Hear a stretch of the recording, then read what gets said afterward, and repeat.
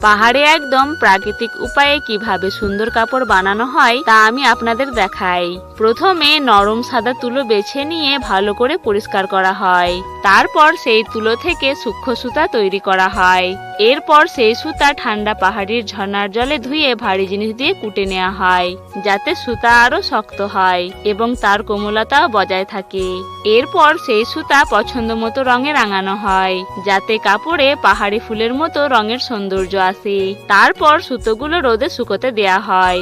ভালোভাবে শুকিয়ে গেলে আবার তা ভাতের মাড় দিয়ে ধোয়া হয়, যাতে সুতার গায়ে একটি সুন্দর নরম পরত তৈরি হয় এবং কাপড় পরে খুব আরাম লাগে। তারপর সেই সুতা দেশি চরকায় পাকানো হয়, যাতে মোটা ও মজবুত সুতা তৈরি হয়। এক একটি সুতা বাঁশের তাতে সাজিয়ে ধীরে ধীরে বোনা হয়, আর তৈরি হতে থাকে সুন্দর নরম কাপড়। কাপড় বোনা হলে আবার রোদে শুকানো হয়, যাতে তা আরো শক্ত হয়। এরপর সেই কাপড়ে সুন্দর নকশা আঁকা হয়, মাপ মতো কেটে সূচ সুতা দিয়ে সেলাই করা হয়।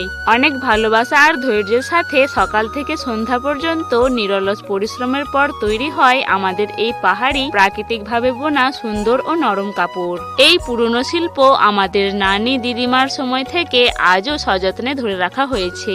এই কাপড় শুধু সৌন্দর্যই বাড়ায় না, গরমের সময় শরীরকে ঠান্ডা ও আরামও দেয়।